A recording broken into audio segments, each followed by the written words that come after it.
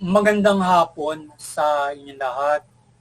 Ito po si Herbert Curia, author-promoter ng The Critics Promotions.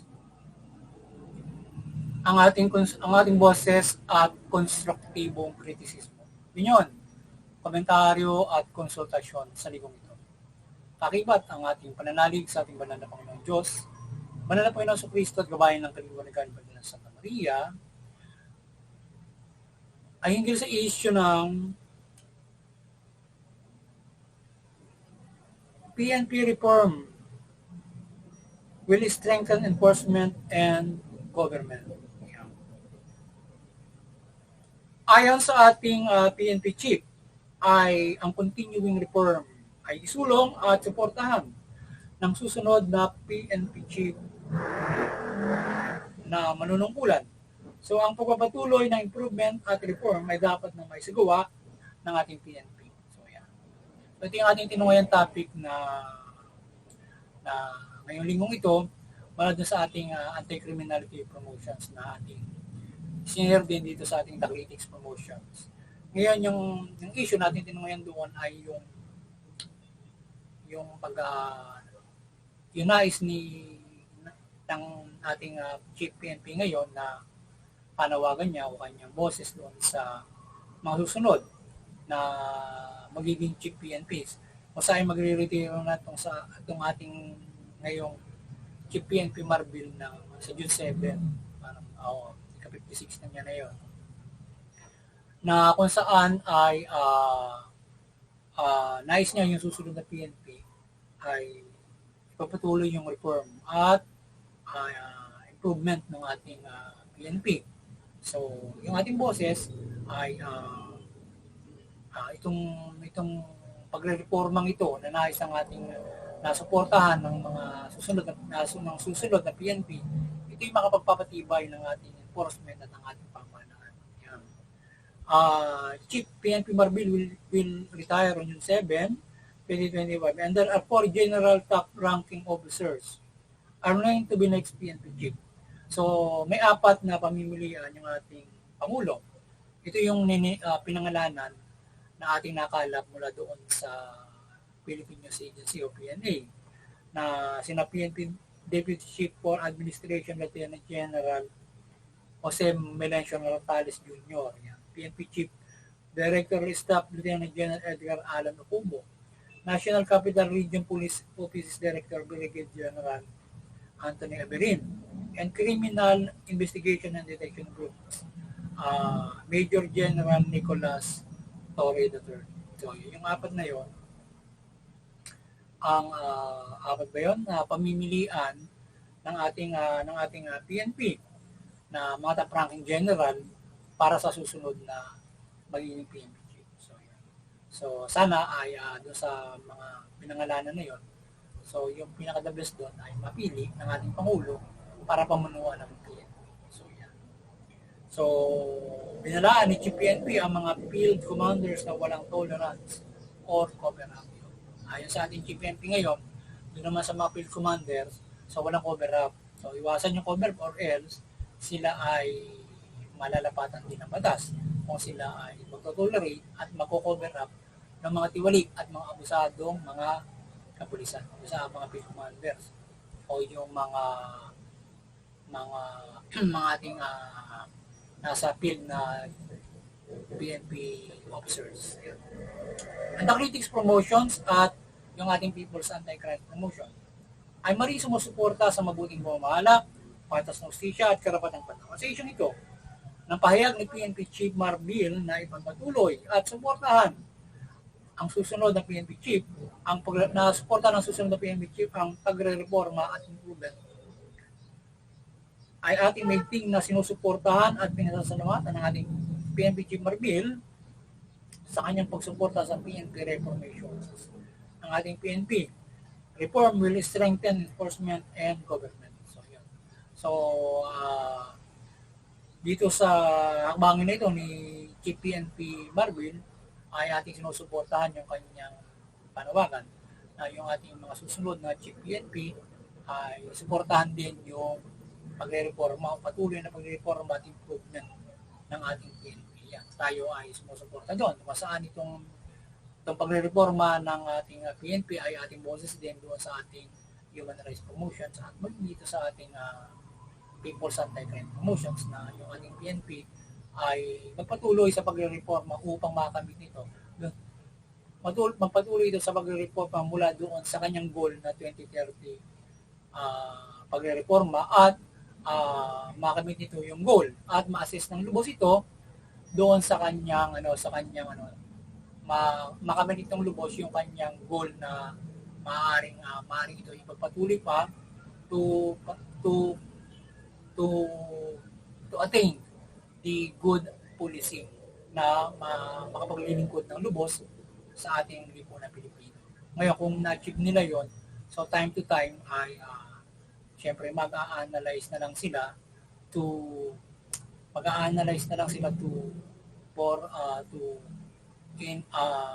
in changes of status o yung halimbawa kagaya ng digitalization o mga time to time na nagbabago sa ating lipunan, pagbabago ng mga armas, pagbabago ng gaya ng internet, digital. So yung ating PNP ay nababago rin, nadadagdagan yung kanilang mga departamento kagaya ng cybercrime group, nagkakaroon ng pagpapalit ng mga improvement ng kanilang mga armaments at mga kagamitan kagaya ng pag-ibigay ng mga best, mga camera para lalo mas maging mahusay yung ating PNP for their police and peace, particular yung mga operation nila accountable. Nakatutulong sa accountability yung gano'n. Halimbawa, camera na habang nag-ooperasyon, mayroon silang ang tawag ng body cameras, yung mga gano'n. Usual na ginagamit sa ibang bansa yan. At hindi lamang yon sa accountability nila, makatutulong din yun yung body cameras with dapat ay mayroong mapapakinggan din nila. Halimbawa, kung yun nasa field, matutulungan siya ng halimbawa control center. Halimbawa, may operation sila, matutulungan nila yung nasa field yung kanilang yung sa kanilang operasyon. Halimbawa, in any kung paano yung mai-command nila from the field operation. So yun, hindi lang para mabantayan yung kanilang mga galaw at ito ay ma-analyze pagdating ng kinabukasan at maging accountable sila. Halimbawa, isang operation, makikita yung halimbawa nagkaroon ng bakbakan o kung paano natupad nila at nagawa nila yung halimbawa yung pag-search warrant o yung pagtupad ng police procedure, human rights with the body cameras, na-analyze or nagkaroon ng bakbakan, makikita kung saan sila nagkakamali. Halimbawa, ganon. So makikita agad at nakatutulong din yung command center para doon. Ngayon, kung halimbawa hindi accountable, so makikita agad ng command center or naka-record sa body cameras yung ginagawa nila na agad ay magre-record doon sa kung yan ay yung body camera, hindi lang doon sa SD card ng body camera mare-record yan, kundi dapat mayroong mayroon yang halimbawang sa internet o mayroon siyang record sa cloud agad as long as na kumukuha yon. So nag-pin up nag-record agad siya sa cloud or mayroong control center, makikita agad kung mayroong foul play o maaaring nagkamali siya, foul play o pang-abuso sa kanya ginagawa para makita yung accountability and makainis yung ginagawa nilang operasyon, pagsunod sa batas, pagsunod sa human rights, pagsunod sa procedures, di ba? So, malaking bagay yung body camera. At mga ganon ng mga improvement in reformations na yun ay maaaring nagbago in the future, maaaring maraming mababago. At yung hindi lamang yun, doon sa pagre-reforma ay mababago nila yung mga nakaraan ng mga nagiging pagkakamali na at magiging patuloy pa. So, nakikinis siya. So, halimbawa, PNP Patrol Plan 2030, pagdating ng 2030, doon kikinisin yung ginawa nila ng reformation or else at mayroong yearly pa na assessment din sa kanila pag-reform para lang nakikinis hanggang ma-achieve yung marating yung 2030 na parang ba PNP patrol plan o length of reformations na ginagawa na. Ano ba, okay, reform tayo 5 years. So, ayusin natin yung ating mga panuntunan, ayusin natin yung kung paano yung kasama hanggang sa actual na ginagawa na meron tayong achieve na ganito para maging makinis. Walang abusado, mabilis ang aksyon, yan, mga ganun mga bagay, nakasusunod agad. So, ganun yung dapat na nagagawa sa reformation. At yan ay dapat na sana suportahan na patuloy yung nagagawa na yan ng ating mga chief PNP at ng entire police force. Yan. So, mahalaga ang continuous PNP reformations and attain and achieve the goal plan of reformations. At ang ating PNP ay mapapatibay nito at ang ating pamahalaan in enforcement and maintenance of peace and maintaining peace and order. So ang pagrereforma ay malaga upang makinis ito ang hindi muusad at naging lapses sa PNP Police Services and Operation. Paglilingkod ng PNP, ang pag-ibayo ng paglilingkod ng PNP, ang pag-ibayo ng policing ay mababago through reformation at maging pagdisiplina at pagpapusay ng PNP personnel. Yan. So at the same time, syempre yung personnel na yun na nga na nadidisiplina sila kung sila ay halimbawa titingnan kung alin yung mga naging umaabuso, nagkakamali, hindi nakasusunod.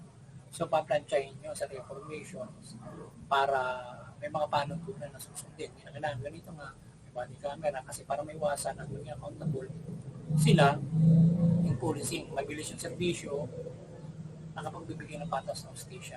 So the reformations, ibig sabihin kaya nga nare-reform, binabago yung mga hindi yung maaaring nagkakamali o maaaring nakakabagal at may kasamang pagbabago sa bawat panahon.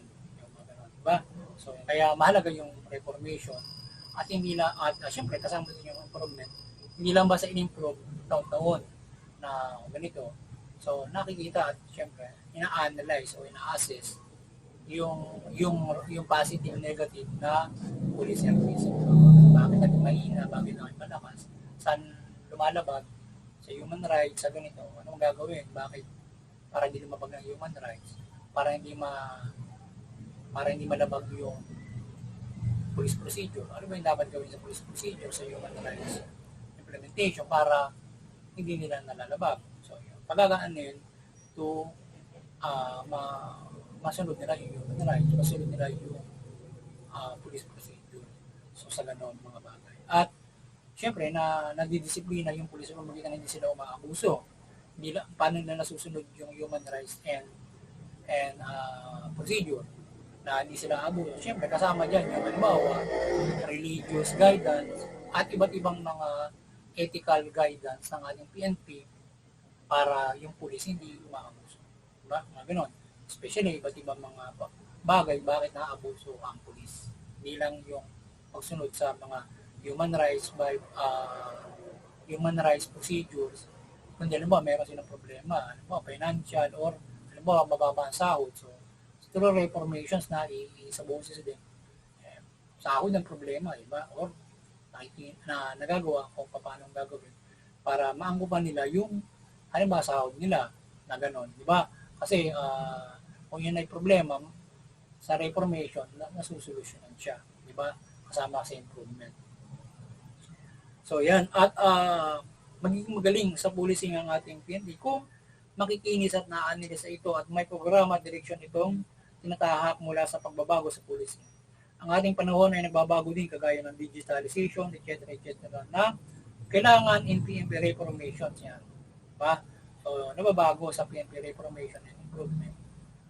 Yung halimbawa, yung pagbabago ng panahon, naging modern na yung panahon, so i-modernize sila, mga ganang mga bagay, at kasama sa reformation. Di ba sa bumili ka ng mga bagong kagamitan, so, kasama sa discipline yan, kasama sa panuntunan, diba? Yung pagbabago ng panahon.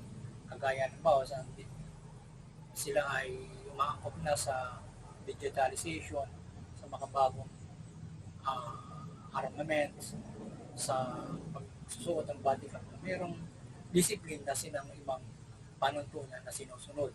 before na wala, aside from the procedures. And the procedure also will change kung may mga ganun na pagbabago, di ba? At yung pagbabago na yan ay ginagawang magaan para nasusunod nila ng mabuti at hindi nila nananabag. Yeah. So, na-analisa ng ating PNP ang kahinaan at kalakasan ng ating PNP sa pagre-reforma. At dito ay nababago at na-improve ang policing plan and programs. Ang modernization ay ina lamang sa mga dapat nakasali sa reformations na ang mga luma ay papalitan ng bago o i-improve. Yan. Ano man ang vision ng ating mga susunod na PNP chief o sino mamumuno na PNP ay mula dito sa pagre-reforma ay kanyang iangkop ang kanyang pagbabago at nais na mapaayos sa PNP para ito ay maging mahusay lalo. Yan. Yung ating maging susunod CMP, so suportahan niya yung reformation at yung nais niya na nakikita niya na mai-improve o pagbabago, mai-idagdag niya o mababago doon sa PNP na mai-insert niya doon sa reformation na habang ina-analyze to. Kasi siyempre mapag-aaralan niya yung naging daloy ng reformation, improvement. So siyempre yung ating mga susunod na PNP, may kanya-kanyang vision yan, may kanya-kanyang panukala, may kanyang pagtutuunan. So ba't hindi nawawala doon sa general na pagre-reforma at pagpapatupad ng PNP ng kanyang serbisyo, di ba? So mayroong pinagtutuunan dahil sa tingin niya ay kailangan dito or etc. na vision ng ating PNP. And another else nga ay yung pagsuporta nga doon sa reformation para yung ating PNP lalong kuminis, humusay sa paglilingkod niya. Kasama sa reformation, improvement, modernization, etc. So yun. Hanggang sa marating yung length of reformation and then sa magkakaroon ng final analysis dapat anong pagtutuloy pa or gagawing mga susunod na sa pag-servisyo ng PNP. So, for the analysis of yearly. Kasi kung nakikinis mo na, tuloy-tuloy na yon, di ba? And then, kung tuloy-tuloy na, ano lang yung maaaring gawin pa. Or else, ay tuloy-tuloy ang reform na mayroong length by length na aabutin para sa ganon. But hindi kagaya nung halimbawa, sa loob ng 5 taon ay napaka-hectic na reform kasi nga may mga maraming pagkakamali. Yan. Di ba? Na maraming lapses. Yan, mga ganun mga bagay. So, ang higit sa lahat ay ang pananampalataya ng ating PNP o mga pulis at mga nasa pamahalaan ay siyang patuloy na gabay sa pamamahala upang makatalungan at mabuti at matuwid na makapamahala at ingatan sila ng Panginoon Diyos sa atas sa kanila. So yan, higit yung pananampalataya para magabayan sila sa kanilang mabuting pagmumulis at ingatan din sila ng ating banal na Panginoon Diyos sa protektahan yung at protektahan ng lipunan ng Pilipino laban sa kasamaan o hindi mabuti ang makapagpahiran ng kaayusan. Yan. Kaya yung pananampalataya, pag-iba yung ng ating PNP yan, sa paggabay yan, para sila ay hindi may kayat doon sa o matukso na o mabuso o maging tiwaling pulis o magkamali. Yan. Even personal, di ba? Yan. So yan, muli maliwanagan ang Banal na Santa Maria, ang sambayan ng Pilipino, ang ating masa mula at ang sambayan ng Pilipino mula pamahalaan at mamamayan Pilipino, yung pamahalaan, mamahalaan ng mabuti, matuwid, tuwid yung karapatan ng tao, ang kaya na patas na justisya, iwasan yung pang-aabuso, katiwalian. Yan. At yung mamamayan, iwasan yung paglabag sa batas. Paglabag sa batas, paglaban sa pamahalaan, bagkus suportahan yung mabuting pamamahala, mabuting policing, yan, human rights, yan, suportahan yung fair justice. No? Sa gayon tayo ay makapamumuhay ng maunlad, mapayapa, walang kabuluhan at higit sa lahat, makapanampalataya tayo ng lubos sa ating banal na Panginoon Diyos nang magaan at magkaroon tayo ng malaking pagkasa sa ating kaligtasan spiritual mula sa pagtupad nito nang may magaan tayong mamumuhay instead na may kabigatan yung ating status na mamumuhay kung magulo ang bansang ito, naghihirap to abide God's will o God's heart o paano to ng Panginoon Diyos. Muli magandang hapon sa inyo na sana nga magsabot sa mga critics emotions ng konstruktibong criticism, opinion, komentaryo at konsultasyon sa inyo. Magandang hapon sa inyo lahat at God bless you.